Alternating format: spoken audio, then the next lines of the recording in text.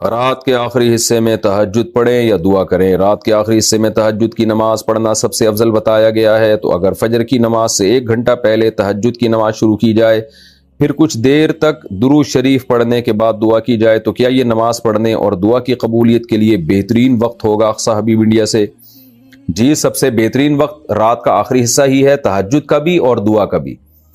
تہجد کا تو ہے، قرآن میں جگہ جگہ ثابت ہے، نبی صلی اللہ علیہ وسلم کا اپنا معمول بھی ہے کہ عام طور پر آپ رات کے آخری حصے میں نماز پڑھتے تھے، اور دعا کے لیے بھی حدیث میں آتا ہے کہ اللہ تعالیٰ رات کے آخری حصے میں آسمان دنیا کی طرف آ کے صدائیں لگاتے ہیں، حل من مستغفر اغفر لہ، کوئی ہے مجھ سے گناہوں سے توبہ کرنے والا، میں اس کے گناہوں کو معاف کروں، حل من مسترزق ارزق لہ، کوئی ہے روزی طلب کرنے والا کہ میں اس کو روزی دوں۔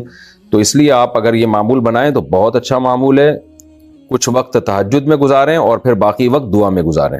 تہجد کا وقت کب سے کب تک ہے؟ کیا تہجد فجر کی سنت سے پہلے کبھی بھی پڑھ سکتے ہیں یا اس کا کوئی بھی وقت فکس ہے؟ ارباس انصاری انڈیا سے، دیکھیں عشاء کے بعد تہجد کسی بھی وقت پڑھی جا سکتی ہے، لیکن سب سے زیادہ فضیلت والا وقت رات کا آخری تہائی حصہ ہے، یعنی عشاء کے بعد اور صبح صادق کے ٹائم کو 3 حصوں میں ڈیوائڈ کر دیں برابر برابر، تو جو آخری تہائی ہوگا وہ سب سے بہتر وقت ہے تہجد کا۔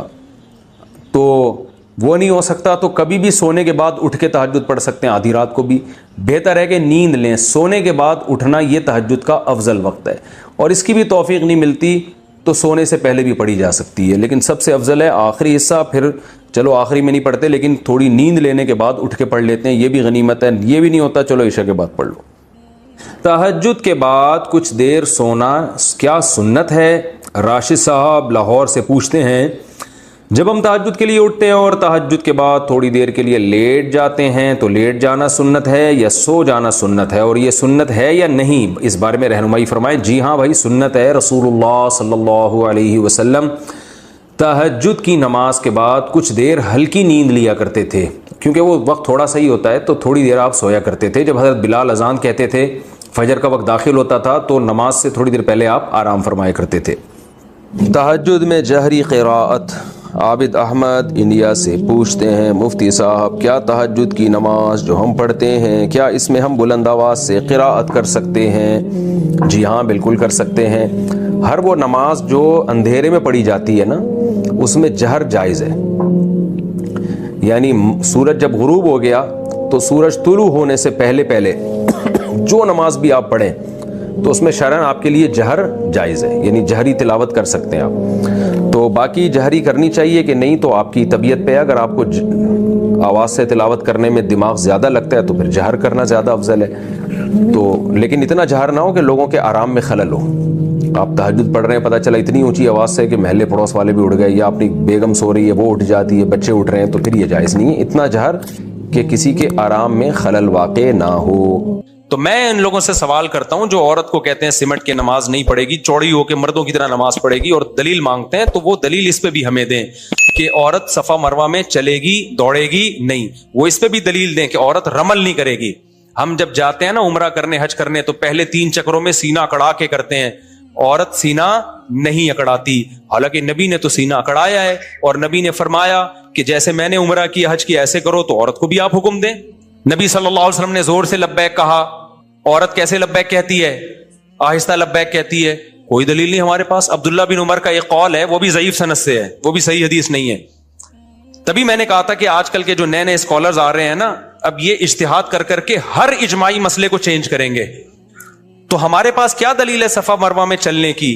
اجماع امت کیا دلیل ہے بھائی؟ صدیوں سے اسی طرح ہوتا چلا آ رہا ہے، امت گمراہی پہ جمع نہیں ہو سکتی۔ امام بخاری نے ایک روایت پیش کی ہے کہ اسلاف سے کہ ایک خاتون مردوں کی طرح نماز پڑھتی تھیں، ہم کہتے ہیں یہی دلیل ہے کہ ان کے علاوہ ساری عورتوں کی طرح نماز پڑھتی تھیں، ٹھیک ہے نا؟ تبھی امام بخاری کو ایک خاتون ملی، ان کا تذکرہ کر دیا، اور پھر چاروں اماموں کا اجماع ہوا ہے اس کے اوپر۔ پھر تو وہی جیسے صفا مروہ پہ چلیں گی دوڑے گی نہیں، کیوں؟ اجماع امت ہے بھائی۔ لبیک آہستہ کہیں گی، کیوں؟ اجماع امت ہے۔ تو اسی طرح صدیوں سے سعودی عرب میں بھی آج سے 100 سال پہلے آپ جائیں تو ان کے بوڑھوں سے پوچھیں، وہ کہیں گے ہمارے یہاں بھی عورتیں سمٹ ہی کے نماز پڑھا کرتی تھی۔ تو یہ تو اب چینج ہوا ہے سعودی عرب میں، جیسے صدیوں سے 20 ہو رہی تھی، اب 8 کر دی انہوں نے، 10 کر دی۔ تو صدیوں سے جو چیز چلی آ رہی ہے وہ ٹھیک ہے، جو آج چینج ہو رہی ہے وہ ٹھیک نہیں ہو سکتی۔ समझते हो कि नहीं समझते हो? तो अब क्या हुआ है कि मैंने एक पेशगोई की थी कि देखना अब जो जदीद जो स्कॉलर्स आ रहे हैं ना, वो इजमाई मसाइल को चेंज करेंगे और वही कहेंगे कि इस पे कोई दलील नहीं है। और मैंने ऐसी पेशगोई कर दी थी कि देखना कुछ स्कॉलर्स फतवा देंगे कि औरत सफा मरवा में चलती क्यों है, औरत दौड़ेगी, क्योंकि चलने की कोई दलील नहीं है। तो मुझे फतवा मिल गया नासिर अलबानी रहमहुल्लाह का, उन्होंने बाकायदा फतवा दिया है कि औरत दौड़ेगी सफा मरवा में, और दलील यही दी है कि नबी जब दौड़े हैं, और बल्कि उससे भी ऊपर की दलील दी है। भाई जब नबी दौड़े हैं, बल्कि हजरत हाजरा वो तो खातून थी ना, हजरत इब्राहिम की ज़ौजा, तो जिनकी सुन्नत में हम दौड़ रहे हैं वो तो औरत थी, तो औरतों को तो और दौड़ना बनता है। अब जब उन्होंने फतवा दिया ना तो लोग हैरान है, भाई ये तो जिंदगी में कभी ऐसा हुआ ही नहीं।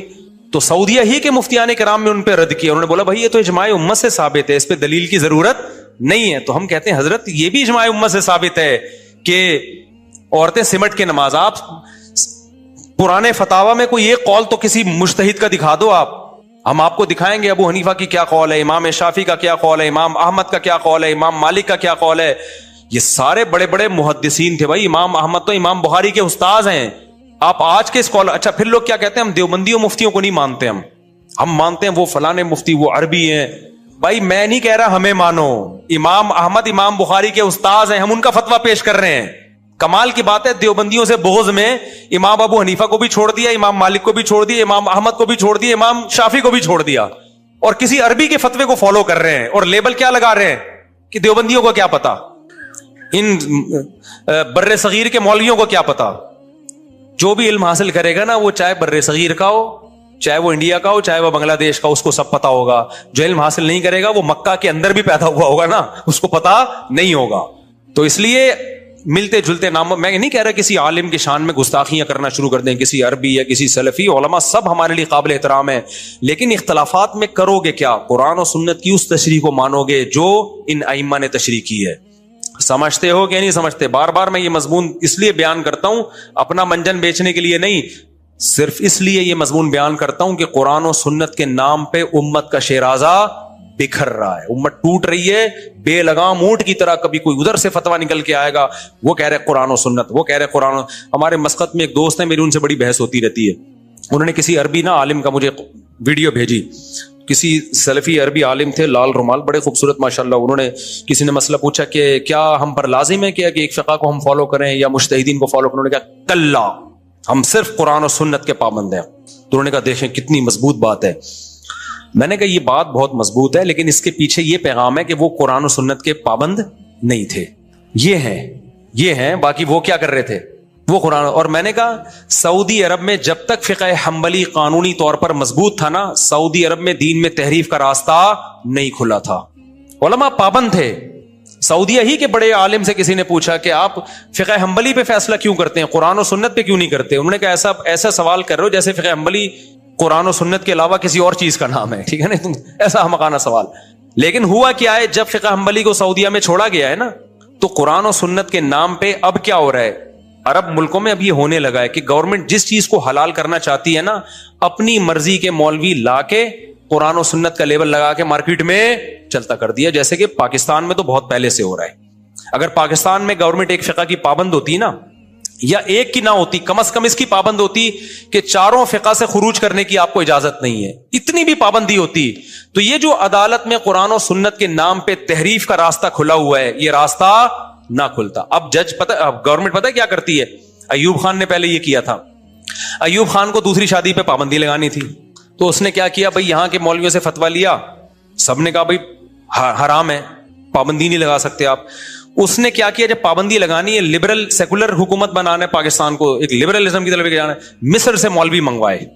उन्होंने कुरान और सुन्नत को आड़ा तिरछा करके ना फतवा दे दिया कि एक्चुअली हम क्या करना चाह रहे हैं कि दूसरी पे पाबंदी नहीं लगा रहे, एक्चुअली उसकी कुछ हुदूद मुतय्यन कर रहे हैं। अगर बेलगाम छोड़ दिया जाए लोगों को तो क्या होगा कि हर आदमी 4-4, 8-8 लेके घूमना शुरू करेगा, औरतों के हुकूक ज़ाया होंगे, ये हो जाएगा, ऐसी लंबी चौड़ी उसकी पूरी तहरीर हमने पढ़ी है। वो घुमा के ना, वो जो मिस्र से चंद मौलाना लोग बुलवाए उन्होंने, तो उसने यूं एक्चुअली इसको यूं करके ना, पहली बीवी की इजाजत जरूरी और कुरान और सुन्नत के लेवल लगा के कानून बना के थोप दिया हमारे ऊपर। अगरचे हम पे असर, मुझ पे तो बिल्कुल भी असर नहीं हुआ, लेकिन लोगों पे क्या कर दिया, बोलो ना, थोप दिया। اس لیے علماء کہتے ہیں بھائی اگر لگام نہ دی نا ان لوگوں کو، لا جو صدیوں سے مرتب ہے اس کا پابند نہ بنایا تو مولوی کو کون سنبھالے گا؟ مولویوں میں بھی تو 2 نمبر ہوتے ہیں، تو 2 نمبری کا دروازہ کم نہیں ہوگا بلکہ کھلے گا. جس مولوی کے دل میں لالچ ہوگی، اب دیکھو میں جب فتویٰ دیتا ہوں تو میں علماء کے سامنے جواب دے ہوتا ہوں کہ یہ آپ نے نکالا کہاں سے ہے. میں کہتا ہوں قرآن و سنت سے، وہ کہتے ہیں قرآن و سنت سے تو یہ بھی نکال سکتے تھے، یہ بھی نکال سکتے تھے. تو اس پہ پہلو نے اس کا بھی حوالہ دو کہ پہلو نے کیا فتویٰ دیا ہے، قانون کیا جو مرتب ہے، تو اس کا ریفرنس مجھے لگانا پڑے گا، ورنہ میں قرآن و سنت کے نام پہ کچھ بھی نکال کے لوگوں کو بتاتا رہوں تو کچھ تحریف اس سے کم تھوڑی ہوگی. اس سے تحریف کیا ہو جائے گی، دروازہ چوپٹ کھل جائے گا تحریف کا. تو اب کیا کیا جو ایوب خان نے نا، وہ لا کے قرآن و سنت کا لیول لگا کے اتنے سارے قوانین کوٹ پٹانگ. پھر علماء نے کہا کہ عورت شوہر جب مرتا ہے تو عدت بھی ہوتی ہے، 4 مہینے 10 دن ہے، طلاق ہوتی ہے تو عورت کہیں اور نکاح نہیں کر سکتی، 3 مینسز کا آنا ضروری ہے. تو اس نے ایکچولی کر کے نا کہ قرآن نے 3 مینسز کا کہا تو 3 مینسز کے 90 دن بنتے ہیں، تو ہم نے نظم کی وجہ سے، ایک لا مینجمنٹ کی وجہ سے 90 دن بنا دیا اس نے، اور پھر قرآن کی آیتوں سے ہی نکالا. اب دیکھو قرآن میں طلاق مرتان، 2 دفعہ طلاق، تیسری دے دی تو اب رجوع کا حق نہیں ہے. دوسری طرف قرآن میں آتا ہے جب میاں بیوی میں جھگڑا ہو تو دونوں میں صلح کی کوشش کرو. اب اس نے 2 آیتوں کو آپس میں مکس کر دیا. جو مصر سے سیکولر قسم کے مولانا آئے تھے نا، انہوں نے کیا کیا، اب لوگ علماء سے مسئلہ پوچھتے، صحابہ تابعین سے بھی پوچھتے تو یہی جواب ملتا، جو بھی طلاق دے گا طلاق میں ریورس گیئر نہیں ہے. اس نے کیا کیا، 2 آیتوں کو مرج کر دیا کہ اصل میں قرآن یہ ایکچولی، جیسے غامدی صاحب ایکچولی کر کے نا سامنے والے کو ایسا وہ مسحور کر دیتے ہیں، جادو. وہ کہتا ہے یار علم تو کس کے پاس ہے، ان کے پاس ہے علم تو اصل میں. حالانکہ وہ پوری امت کے اجماع کے خلاف آپ آیت کی تفسیر کر رہے ہوتے، اس میں ایکچولی اور اس طرح کی چیزیں نکال دو تو بچتا ہی کچھ نہیں ہے. دلیل کی دنیا میں مضبوط نہیں ہوتا، وہ کسی صحابی کا وہ قول نہیں ہوتا. سارے صحابہ کے، 4 اماموں کے، اور جتنے بھی بڑے بڑے اسکالرز گزرے ہیں جنہوں نے دین کو سمجھا، ان کی ساری تحقیق ایک طرف ہو جاتی ہے اور یہ ایک نئی تحقیق سامنے آئی ہوتی ہے. تو علماء کیسے مانیں گے اس کو بھائی؟ پھر لوگ کہتے ہیں بھائی اگر امت اتنے عرصے سے گمراہ رہی ہے تو آج ہم کو کوئی صحیح راستہ بتا رہا ہے تو مان لو نا. بھائی یہ امت اتنے عرصے سے گمراہ رہ ہی نہیں سکتی، یہ بات ہی غلط ہے. یعنی یہ امت، نبی آخری نبی ہے، امت گمراہی پہ جمع ہوگی نہیں. قرآن و سنت نے پہلے تو اس کو ثابت کیا ہے کہ یہ بات ہی غلط ہے کہ سارے غلط تھے اور 4 آدمی صحیح ہیں. یہ ہوئی